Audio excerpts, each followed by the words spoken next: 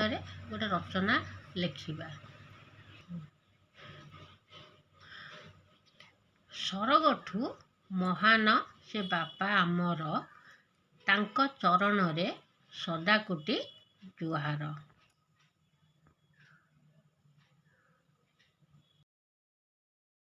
ପ୍ରଥମେ ଉପକ୍ରମ।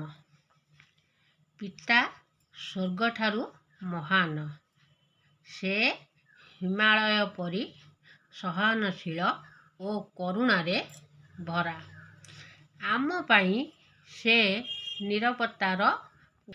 ଆମକୁ ଲାଗେ ବାପା ପାଖରେ ଥିଲେ ଦୈବ ରୋଗ ରାଜା ତାଙ୍କୁ ଡାକୁ ଆମେ ସମସ୍ତଙ୍କୁ ନିରାପଦ।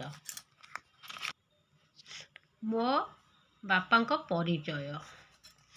ଶ୍ରୀଯୁକ୍ତ ଜଗନ୍ନାଥ ଦାସ ମୋର ବାପା ଅଟନ୍ତି।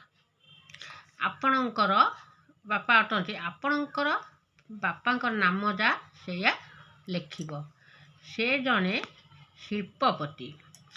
ମୋର ବାପା ଜଣେ ଡେଙ୍ଗା ଓ ସ୍ୱାସ୍ଥ୍ୟବାନ ବ୍ୟକ୍ତି।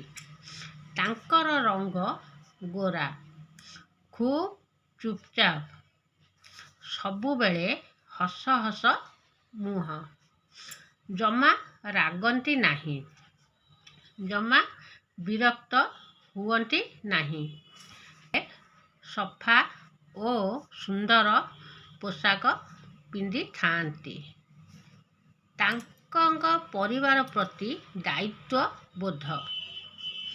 ମୋ ବାପା ଜଣେ ଦାୟିତ୍ୱବାନ ବ୍ୟକ୍ତି। ନିଜର ବ୍ୟବସାୟ କାମରେ ସେ ଦିନ ରାତି ବ୍ୟସ୍ତ ରୁହନ୍ତି, କିନ୍ତୁ ପରିବାର ପ୍ରତି ସେ ସର୍ବଦା ସଚେତନ ରହିଥାନ୍ତି। ଆମମାନଙ୍କ ଖାଇବା ପିଇବା, ପୋଷାକ, ପାଠପଢ଼ା ସବୁ କଥା ସେ ବୁଝନ୍ତି। ପରିବାରରେ କାହାର ଦେହ ଖରାପ ହେଲେ ନିଜେ ଘଣ୍ଟା ଘଣ୍ଟା ଡାକ୍ତରଖାନାରେ ରୁହନ୍ତି। ପ୍ରତ୍ୟେକ ଦିନ ସକାଳେ ସେ ବାହାରକୁ ଯିବା ପୂର୍ବରୁ ଜେଜେବାପା ଓ ଜେଜେମାଙ୍କୁ ପ୍ରଣାମ କରି ଯାଆନ୍ତି। ସମୟ ପାଇଲେ ସାରା ପରିବାରକୁ ନେଇ ପିକନିକ୍ କରିବାକୁ ଯାଆନ୍ତି। ଆମେ କଣ ଶିଖିଲୁ? ବାପାଙ୍କଠାରୁ ମୁଁ ଶିଖିଲି ଯେ କଠିନ ପରିଶ୍ରମ ଦ୍ୱାରା ସଫଳତା ହାସଲ କରାଯାଇପାରେ। ବାପା ଆମକୁ ସର୍ବଦା ସଚ୍ଚୋଟ ଓ ସତ୍ୟବାଦୀ ହେବାକୁ,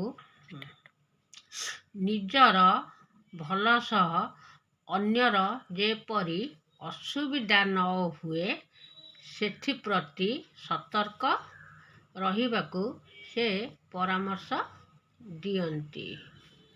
ଉପସଂହାର। ମୋ ବାପା ଜଣେ ଆଦର୍ଶ ବ୍ୟକ୍ତି। ନିଜ ପରିବାର, ବ୍ୟବସାୟ, ବନ୍ଧୁବାନ୍ଧବ ଓ ସାହିବସ୍ତିର ସମସ୍ତଙ୍କ ପ୍ରତି ସେ ସଚେତନ ରହି କାମ କରନ୍ତି। ସମସ୍ତେ ତାଙ୍କ ଭଲ ପାଆନ୍ତି। ସମସ୍ତେ ତାଙ୍କୁ ସମ୍ମାନ ଦିଅନ୍ତି। ଈଶ୍ୱର ତାଙ୍କୁ ଦୀର୍ଘ ଓ ସୁସ୍ଥ ଜୀବନ ଦିଅନ୍ତୁ।